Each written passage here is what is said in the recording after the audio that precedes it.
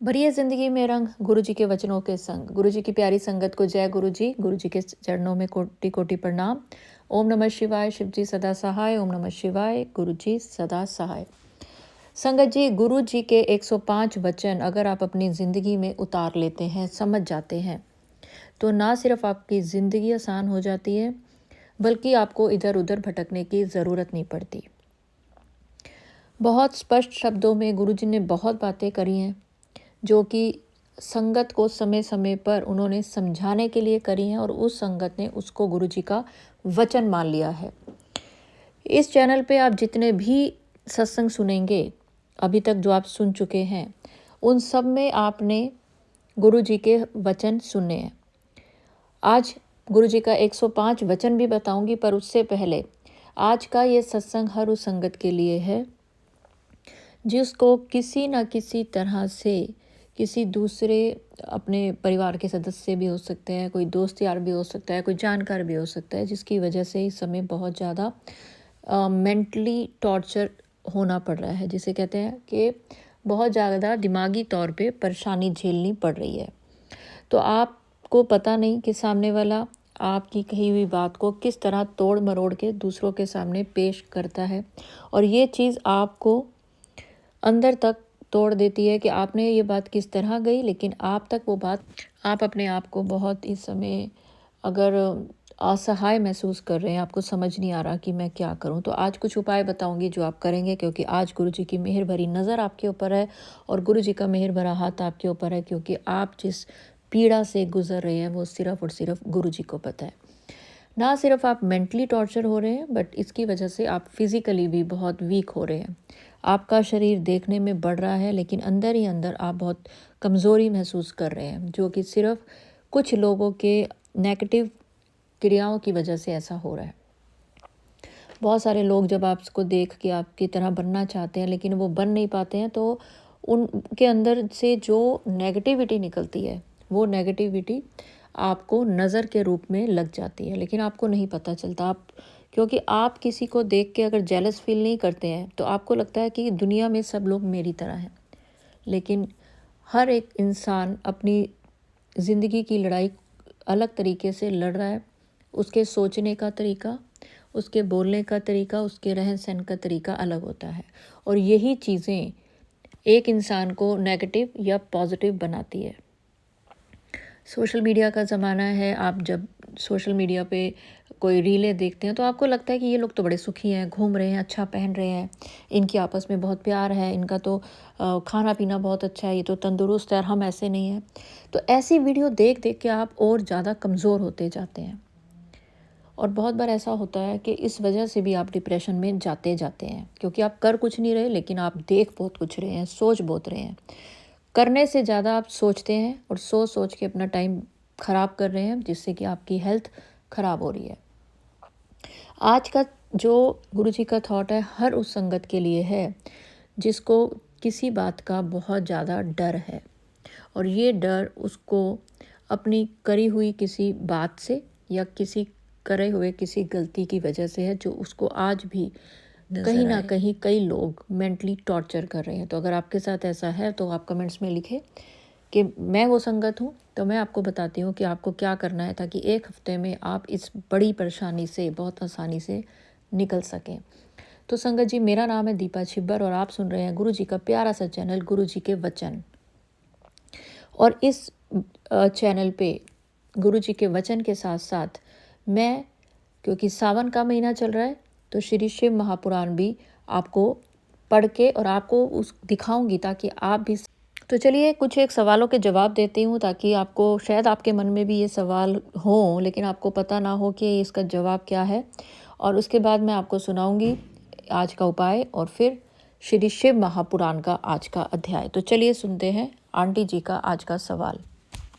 जय गुरु जी आंटी जी, जय गुरु जी, जय गुरु जी दीपा आंटी जी। मैं आपसे एक सत्संग के बारे में पूछना चाहती हूँ, जो मुझे सपने में आया था कि हमारे घर में सत्संग हो रहा है और दरबार नहीं लग पा रहा। कोई ना कोई आकर सोफे के ऊपर टेबल रख रहा था बार बार, और मेरा छोटा भाई जो अब इस दुनिया में नहीं है वो आता है और गुरुजी का कैलेंडर स्वरूप फाड़ देता है, और मैं बहुत रोती हूँ, बहुत रोती हूँ। तो please please please Deepa aunty, इस सत्संग का क्या मतलब है? प्लीज़ दीपा आंटी मुझे बताइए, मेरी तबीयत बहुत ख़राब है। तो आंटी जी, इसका मतलब ये है कि आप अपने भाई को बहुत ज़्यादा याद करती हैं, रोती रहती हैं उसको। आप ना सिर्फ आप बल्कि आपके घर में और लोग भी हैं, और ये ऑब्वियस होता है, जब हमारे घर का कोई भी सदस्य चला जाता है तो हम उसको याद करते ही हैं, चाहे कोई भी हो घर का परिवार का सदस्य। तो आपका जो सत्संग है आप करना चाह रहे हैं पर नहीं कर पा रहे, क्योंकि आपके घर में एक बहुत बड़ी नेगेटिविटी ये है कि आप समझ नहीं पा रहे हैं कि जीवन और मृत्यु हर घर में निश्चित है, और उससे उभरने के लिए हमें अपने घर में गुरु जी का सुबह शाम मंत्र जाप करना है। आपका जो सपना है उसका मैं आपको सीधा सा जवाब देती हूँ कि आपको अपने घर में सुबह शाम गुरु जी का मंत्र जाप करते हुए एक चीज़ बोलनी है कि गुरु जी मेरे भाई को अपने चरणों में स्थान दो। ये आपने दिन में कई बार बोलना है। मंत्र जाप आपने 2 बार तो करना है, आप उससे ज़्यादा भी कर सकते हैं। और आप जब इस तरह बोलेंगे कि गुरुजी मेरे भाई को अपने चरणों में स्थान दो, तो आप देखेंगे कि आपके घर में 40 दिन के बाद, 40 दिन तो आपने ये उपाय करना है, और 41वें दिन ही आप देखोगे कि किसी ना किसी रूप में गुरुजी आपको दर्शन देंगे, चाहे सपने में दें, चाहे हकीकत में दें, किसी भी रूप में, चाहे तितली के रूप में दें, वाइट कबूतर के रूप में, ओम के रूप में, एंजल नंबर्स के रूप में, शिव जी भगवान के मंदिर का घंटा बजे या शिवलिंग आपको दिखे, मोर के पंख आपको दिखे, त्रिशूल दिखे, डमरू दिखे, किसी मंदिर का घंटे की आवाज़ सुनाई दे, कुछ ऐसा सुनाई देगा कि आपको समझ पड़ जाएगी कि आपका जो भाई है। और ये उस समय होगा जब आप या तो ये गुरुजी से प्रार्थना कर रहे होंगे या करके अभी हटे होंगे। इन 2 सिचुएशन में आपके साथ ये होगा, और आप समझ जाएंगे कि गुरुजी ने आपको दर्शन दे दिए हैं और आपके भाई को अपने चरणों में ले लिया है। और उसके 1 महीने के अंदर आपके घर में गुरुजी का जो सत्संग है वो आप करेंगे, चाहे अकेले बैठ के करें पर आप ज़रूर करेंगे। और ये सिर्फ आंटी के लिए नहीं है, अगर आपके परिवार में भी कोई सदस्य ऐसा है जो आप दुनिया से तो चले गए हैं गुरुजी के चरणों में, पर आपके दिल से आंसुओं के रूप में वो रोज़ बाहर आते हैं, तो ऐसा अगर आपके साथ हो रहा है तो आप भी ये उपाय ज़रूर करें। और इसके बाद अब मैं आपको एक आंटी जी का एक और सवाल का जवाब देती हूँ।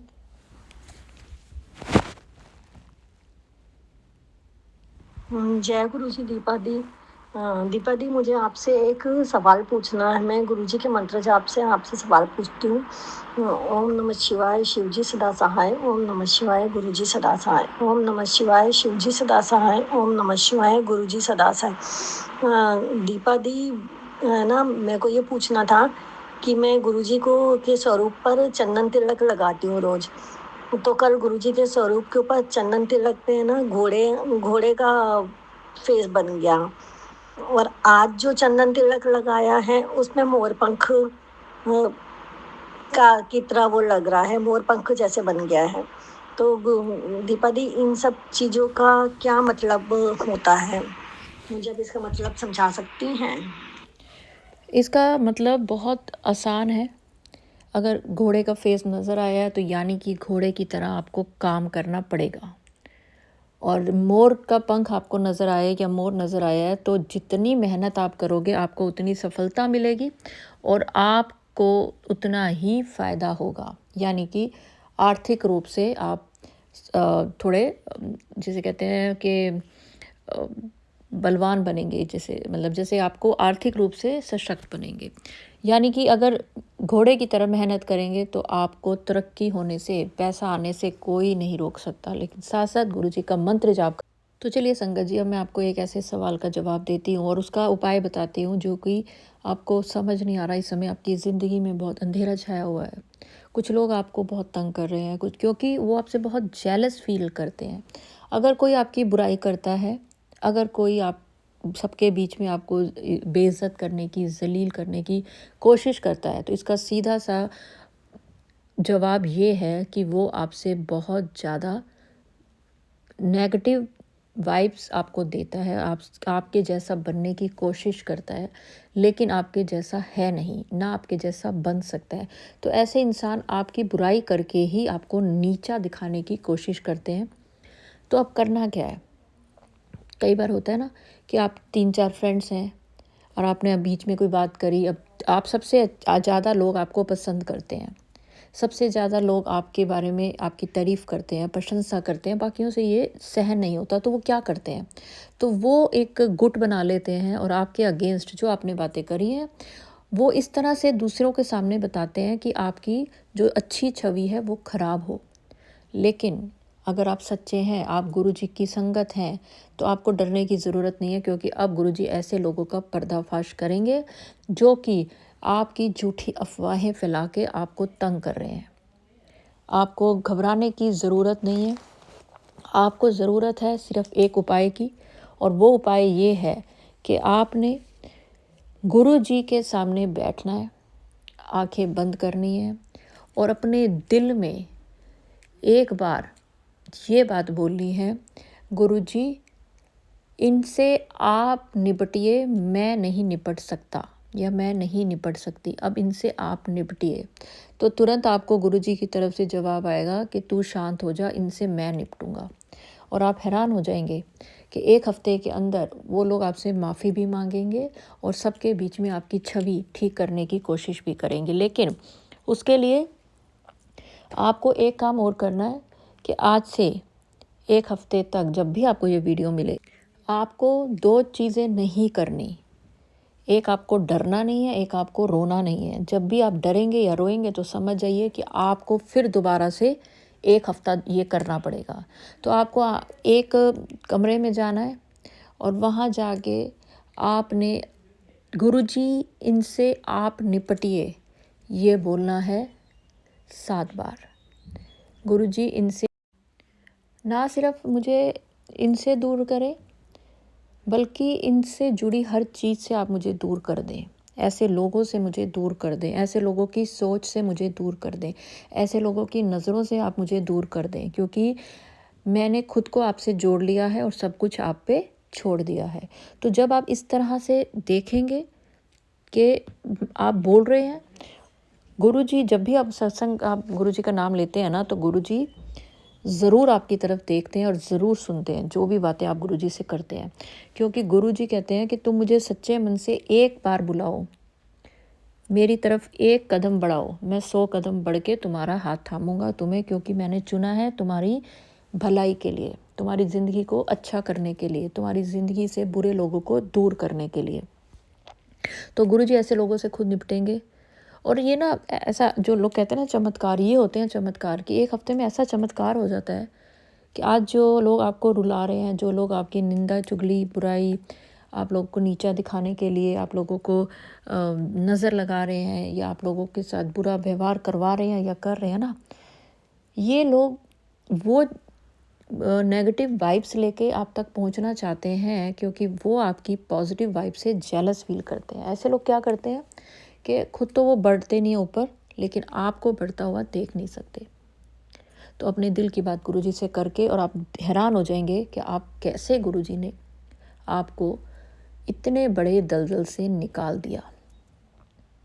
तो आप ध्यान रखें अपना कि रोना नहीं है फजूल के लोगों के लिए। ध्यान रहे अपना कि आपका जो मैक्सिमम टाइप है, वो जितना आप गुरुजी के सत्संग करेंगे, जितना सुनेंगे गुरुजी के सत्संग, जितना आप गुरुजी का नाम जाप लेंगे, ऐसे लोगों की तरफ आपका ध्यान ही नहीं जाएगा। आप ऐसे लोगों की तरफ ज़्यादा ध्यान देते हो क्योंकि आपके ऊपर उनकी नेगेटिविटी बहुत असर कर रही है। अब आज से अपनी पॉजिटिविटी को इतना चार्ज कर लो कि नेगेटिव लोग और नेगेटिव चीज़ें आप पर भारी ना पड़ें। उसके लिए आपको ज़्यादा कुछ नहीं करना, उठते बैठते जय गुरुजी या गुरुजी का मंत्र जाप करना है, और कुछ नहीं करना। और आप देखिए करके, और आप सच में 1 हफ्ते के अंदर मुझे इतने सत्संग आपके आएंगे, जिन लोगों, मैं नाम नहीं बता सकती कितने लोगों के इस बारे में मैसेज आए हैं जो कि बहुत परेशान है दूसरे लोगों के बिहेवियर को लेकर। लेकिन अब गुरुजी उनसे निपटेंगे और आप रिलैक्स रहें, खुश रहें। तो चलिए संगत जी, अब मैं आपको सुनाती हूँ।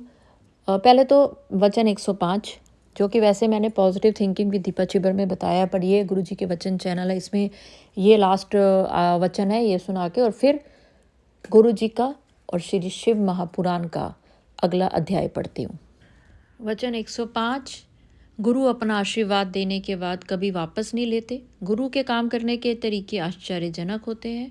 हमें उनके आशीर्वाद को भौतिक वस्तुओं और नफ़े नुकसान के से नहीं मापना चाहिए।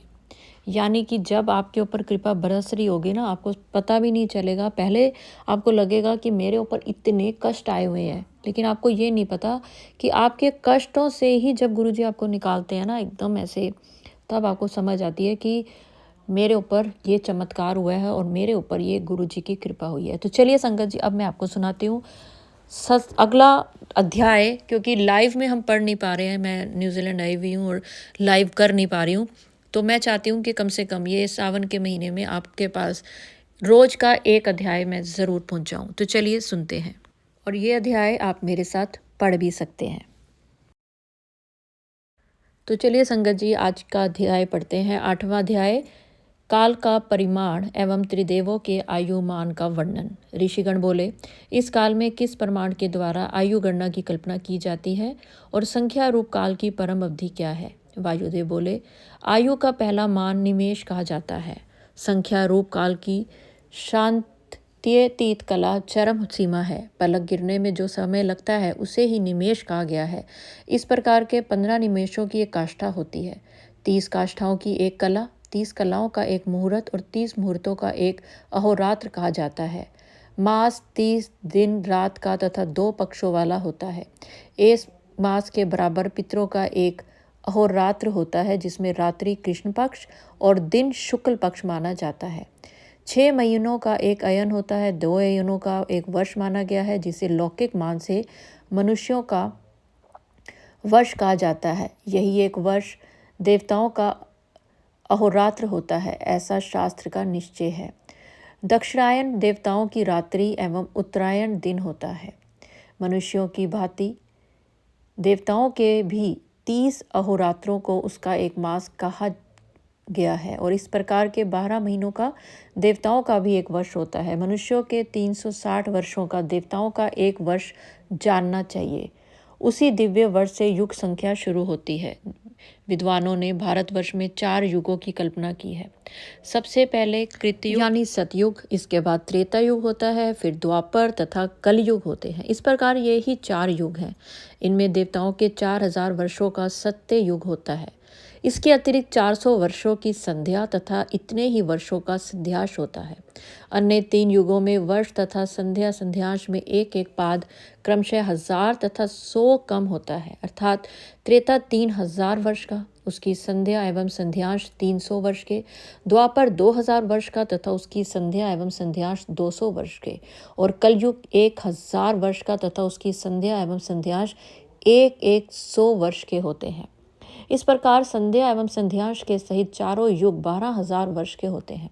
1000 चतुर्युगी का एक ही कल्प कहा जाता है। 71 चतुर्युगी का एक मनवंतर कहा जाता है। एक कल्प में 14 मनुओं का आवर्तन होता है। इस क्रमयोग से प्रजाओं सहित सैकड़ों हजारों कल्प और मनवंतर बीत चुके हैं। उन सभी को ना जानने के कारण तथा उनकी गणना ना कर सकने के कारण क्रमबंध से उनके विस्तार का निरूपण नहीं किया जा सकता है। एक कल्प के बराबर अव्यक्त जन्मा ब्रह्मा जी का एक दिन कहा गया है तथा यहाँ पर 1000 कल्पों का ब्रह्मा का एक वर्ष कहा जाता है। ऐसे 8000 वर्षों का ब्रह्मा का एक युग होता है, और पद्म योनि ब्रह्मा के 1000 युगों का एक सवन होता है। 1000 सवनों का 3 गुना तथा उस 3 गुना का भी 3 गुना अर्थात 9000 सवनों का ब्रह्मा जी का कालमान कहा गया है। उनके एक दिन में 14, एक मास में 420, एक वर्ष में 5040 तथा उसकी पूरी आयु में 5,40,000 इंद्र व्यतीत हो जाते हैं। ब्रह्मा विष्णु के एक दिन पर्यंत, विष्णु रुद्र के एक दिन पर्यंत, रुद्र ईश्वर के एक दिन पर्यंत और ईश्वर सत नामक शिव के एक दिन पर्यंत रहते हैं। यही साक्षात शिव के लिए काल की संख्या है।